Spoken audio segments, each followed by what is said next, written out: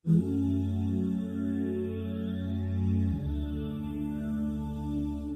حضرات کے سامنے قرآن کا درس ترتیب وار چل رہا ہے۔ 7واں پارہ مکمل ہو چکا ہے اور 8واں پارہ شروع ہونے والا ہے۔ اللہ رب العزت مجھے اور آپ حضرات کو عمل کرنے کی توفیق نصیب فرمائے۔ اعوذ باللہ من الشیطان الرجیم، بسم اللہ الرحمن الرحیم۔ وَلَوْ أَنَّنَا نَزَّلْنَا إِلَيْهِمُ الْمَلَائِكَةَ وَكَلَّمَهُمُ الْمَوْتَى وَحَشَرْنَا عَلَيْهِمْ كُلَّ شَيْءٍ قُبُلًا مَا كَانُوا لِيُؤْمِنُوا إِلَّا أَن يَشَاءَ اللَّهُ وَلَكِنَّ أَكْثَرَهُمْ يَجْهَلُونَ۔ وَكَذَلِكَ جَعَلْنَا لِكُلِّ نَبِيٍّ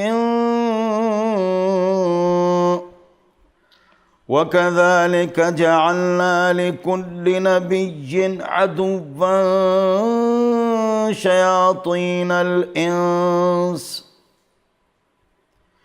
شَيَاطِينَ الْإِنسِ وَالْجِنِّ يُوحِي بَعْضُهُمْ إِلَى بَعْضٍ زُخْرُفَ الْقَوْلِ غُرُورًا وَلَوْ شَاءَ رَبُّكَ مَا فَعَلُوهُ فَذَرْهُمْ وَمَا يَفْتَرُونَ۔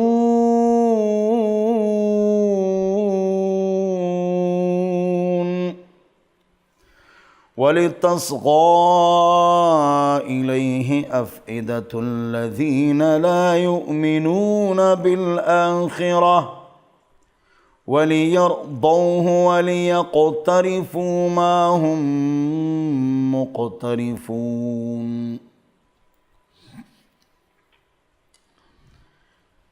یہ مشرکین مکہ حضور اکرم صلی اللہ علیہ وسلم سے مختلف معجزات کا مطالبہ بار بار کرتے ہیں، اور حضور اکرم صلی اللہ علیہ وسلم نے معجزات دکھائے بھی ہیں، لیکن پاک رب نے پاک کلام میں 8واں پارہ پہلی لکیر یہ بات ارشاد فرمائی کہ یہ ضدی اور ہٹ درم ہیں، حسد اور بغض سے بھرے ہوئے ہیں، معجزہ دیکھنے کے باوجود بھی یہ ایمان نہیں لائیں گے، یہ کہیں گے جادو ہے۔ چنانچہ گزشتہ پیغمبروں کے ساتھ اس طرح ہوا ہے۔ میں نے آپ حضرات کے سامنے عرض کیا تھا کہ جہاد اسلام کی حفاظت کے لیے ہوتی ہے، اسٹیٹ کی حفاظت کے لیے ہوتی ہے، اس سے لوگ اسلام نہیں لاتے ہیں۔ اور اسی طرح معجزہ سے بہت کم لوگ ایمان لائے ہیں۔ یہ کر کے دکھاؤ، آپ کر کے دکھائیں، نہیں مانتے۔ معاشرے میں بھی وہ ہٹ دھرم ہوتا ہے، یہ ہٹ دھرم ہے۔ تو زیادہ جو لوگ ایمان اسلام لائے ہیں وہ دعوت و تبلیغ سے اور اخلاق اور کردار سے اور صبر سے اور ایٹیکیٹس اور تجارتی پرنسپلز اصول، اس سے بھی بہت اسلام پھیلا ہے۔ انڈونیشیا ملیشیا کے پیچھے جزیرے ہیں، تجارت کی برکت، سیکیانگ چائنا، تجارت کی برکت، اسلام پھیلا ہے۔ تبلیغ بنیاد اسلام ہے، جہاد شان اسلام ہے۔ تو پاک رب فرماتے ہیں وَلَوْ أَنَّنَا نَزَّلْنَا إِلَيْهِمُ الْمَلَائِكَةَ، اور اگر بے شک ہم اتار دیں ان کے اوپر فرشتے، وَكَلَّمَهُمُ الْمَوْتَى، اور ان کے ساتھ مردہ اٹھ کر بات چیت کرے۔ حضرت عیسیٰ علیہ السلام نے مردہ زندہ نہیں کیے، وہ مان گئے، نہیں. وَحَشَرْنَا عَلَيْهِمْ كُلَّ شَيْءٍ قُبُلًا، اور لے آئیں ہم ان کے سامنے ہر چیز کو کھلی آنکھوں. مَا كَانُوا لِيُؤْمِنُوا، نہیں ہیں لوگ ایمان لانے والے کہ یہ ایمان لے آئیں، نہیں. إِلَّا أَن يَشَاءَ اللَّهُ، ہاں اگر اللہ چاہے، اللہ قادر ہے. اور لیکن اکثر لوگ سمجھدار نہیں، جہالت کی باتیں کرتے ہیں. جس طرح آپ کے دشمن ہیں اے محمد مصطفیٰ صلی اللہ علیہ وسلم، اسی طرح ہر نبی کے لیے ہم نے دشمن بنائے ہیں. وَكَذَلِكَ جَعَلْنَا لِكُلِّ نَبِيٍّ عَدُوًّا، کون ہیں وہ؟ شیاطین، شیطان. الانس، انسانوں میں سے بھی شیطان ہوتے ہیں، بدعمل، بد کردار، دین کے دشمن. والجن، اور جنات میں بھی ہوتے ہیں. یوحی بعضهم الی بعض زخرف القول غرورا، یہ آپس میں ایک دوسرے کو بتلاتے ہیں چکنی چپڑی باتیں، غرورا، دھوکہ دینے کے لیے. کون؟ شیطان اور شیطان کے ساتھی انسانوں میں سے، جنات میں سے. آپس میں یہ بھی دوست ہوتے ہیں. جس طرح دیندار دوست ہوتے ہیں، اس طرح بے دین یہ بھی آپس میں دوستی رکھتے ہیں اور دین کے خلاف سازشیں کرتے ہیں. جیسے پردہ اسلام میں ہے، یہود و نصارہ میں ہے، سکھوں اور ہندوؤں میں بھی ہے، ان کے مذہب میں بھی ہے. جو سیکولر ایتھیسٹ ممالک ہیں، یہ غیرت اور حیا کا مسئلہ ہے، ان میں بھی پردہ تھا. پردہ تو غیرت اور حیا کا مسئلہ ہے. اب پردہ قرآن و حدیث میں ہے، ان میں بھی ہے. لیکن وہ لوگ جو دین کے دشمن ہیں، وہ کیا کہتے ہیں پتہ؟ یہ تنگ نظری ہے. تنگ نظری کا جو لفظ ہے، یہ پردے کے خلاف، یہ شک ہے پردے کے خلاف. ایک نماز پڑھو، ایک عمرہ کرو، باقی خیر خیریت، یہ اعتدال پسندی، روشن خیالی ہے. جہاد ہمارے ملک کا موٹو ہے، موٹو. کفر حملہ کرے گا، ہم تیار ہیں ان کے خلاف. جب بھی ظالم جارح ہندو ہمارے ملک پر حملہ کرے گا، ہم ان سے لڑیں گے. جی، کسی اسلامی ملک پر ہم لڑیں گے ان سے. ہاں. اب اس کو یہ کہتے ہیں دیش گردی. چکنی چپڑی باتیں یہی ہے. یہ شیطان اور شیطان کے دوست اور جنات اور انسان آپس میں اسلام کے خلاف میٹنگیں کرتے ہیں اور یہ چیزیں نکالتے ہیں. آپ کا قرآن پر ایمان ہے؟ جی. حدیث پر ایمان ہے؟ جی. اب اس کے خلاف انہوں نے کون سا جملہ نکالا ہے؟ بنیاد پرستی. دیکھو، پردے کے خلاف تنگ نظری. قرآن اور حدیث ان کا اعلان ہے چادر اور چار دیواری. انہوں نے کیا نکالا؟ منافقین نے، شیاطین نے چاند اور چاندنی. چادر اور چار دیواری نا، تو انہوں نے نکالا چاند اور چاندنی.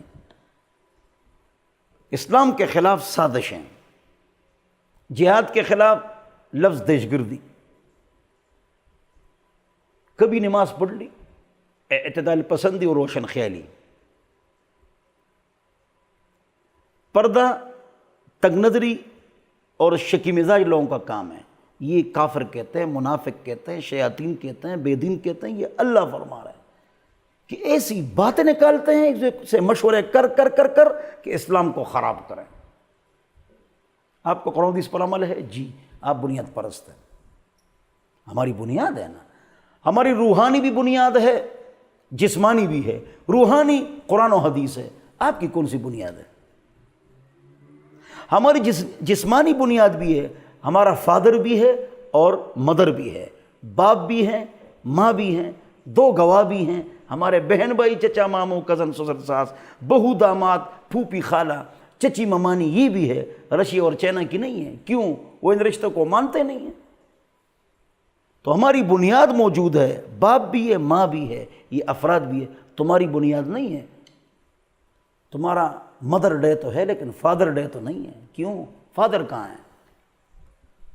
تمہاری نہ جسمانی بنیاد ہے نہ روحانی بنیاد ہے. ہماری روحانی بنیاد قرآن و حدیث ہے. جسمانی بنیاد 2 گواہ، میاں بیوی، فادر ڈے مدر ڈے، سب کچھ ہمارا ہے. الحمدللہ ہم اپنے دین پر خوش ہیں. تو فرماتے ہیں وَلَوْ شَاءَ رَبُّكَ، اور اگر چاہے آپ کا رب، مَا فَعَلُوهُ، یہ تمام لوگ غلط حرکتیں نہیں کریں گے. یہ اللہ کی قدرت ہے کہ اللہ اس پر قادر ہے کہ سب کو ایک بنا دے، سارے نیک ولی. اللہ قادر ہے، لیکن نہیں، اللہ کی یہ قدرت ہے، سنت اور عادت نہیں ہے. عادت یہ سامنے آگ بھی ہے، پانی بھی ہے، آپ کی مرضی ہے کیا کرتے ہو. توجہ، اللہ خالق ہیں، پیدا کرنے والے ہیں، ہم کاسب ہیں. چوری بھی ہے، بدکاری بھی ہے سامنے، نماز بھی ہے، قرآن بھی ہے. یہ مشکل کام ہے، یہ کریں گے، آسان کام نہیں کریں گے. کس کی غلطی ہے؟ انسان کی. کیوں؟ اپنے اختیار کو غلط استعمال کرتا ہے. اللہ نے سب کچھ لکھا ہے، اللہ نے ہمارا اختیار لکھا ہے. یہ آدمی آئندہ اپنے اختیار سے خود بخود کیا کرے گا، یہ بات اللہ کو پہلے سے معلوم تھی، وہ لکھ لی. یہ نہیں کہ اللہ نے لکھا ہے یہ زنا کرے گا اور بعد میں ہم زنا کریں گے تو اللہ ہم کو مارتے کیوں ہیں. اللہ نے ہمارا اختیار لکھا ہے. تقدیر کو سمجھو. اللہ خالق ہے، ہم کاسب ہیں. اللہ پیدا کرنے والے ہیں، خیر اور شر کرنے والے ہم خود ہیں. اب سمجھ گئے؟ اس لیے پاک رب کیا فرما رہے ہیں؟ وَهَدَيْنَاهُ النَّجْدَيْنِ، میں نے آپ کو 2 راستے بتائے، دکھائے، خیر کا راستہ، شر کا راستہ، یہ میں نے پیدا کیا. فَلَقْتَحَمَ الْعَقَبَةَ، تم گھاٹی میں کیوں گرتے ہو، کیوں جاتے ہو؟ ہم کو نفس و شیطان دیا، ہمارا امتحان ہے. فرشتے کے پاس نفس و شیطان نہیں ہے، ان کے ساتھ نفس و شیطان نہیں ہے، لہذا ان کا کوئی امتحان نہیں ہے. ہمارا امتحان ہے.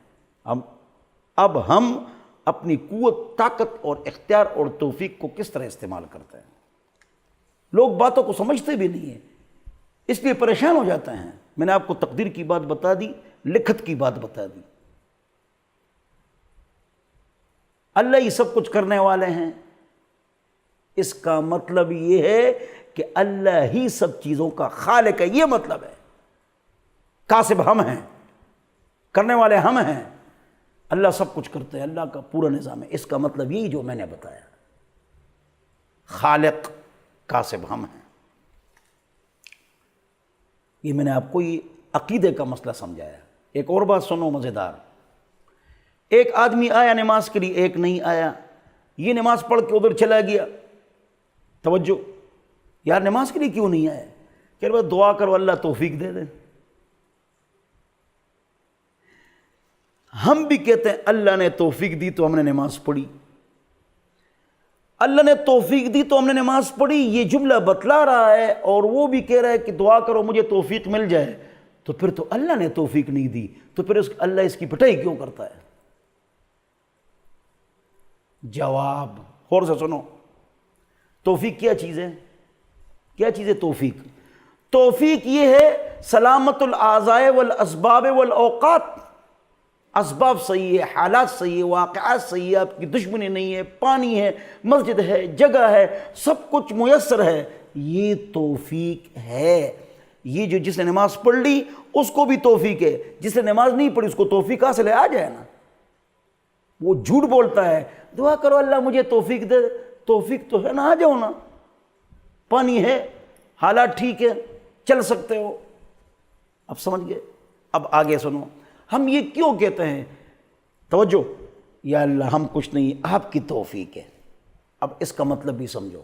بہت اہم مسئلہ میں نے پکڑ لیا ہے. اس کا مطلب یہ کہ یہ اللہ کا ادب ہے. سبحان اللہ، یہ اللہ کا ادب ہے کہ خیر کی نسبت اللہ کی طرف کرو گے، اپنی طرف نہیں. ورنہ یہ بے ادبی ہے کہ میں نے توفیق کو صحیح استعمال کیا. یا اللہ تو ہی تو. ادب. اور شر کی نسبت شیطان اور اپنی طرف کرو گے. میری وجہ سے یہ ہوا، میرے شیطان کی وجہ سے یہ ہوا، میرے نفس کی وجہ سے یہ ہوا. شر کی نسبت نفس اور شیطان کی طرف، خیر کی نسبت اللہ کی طرف، یہ اللہ کی عزت ہے۔ آپ سمجھ گئے؟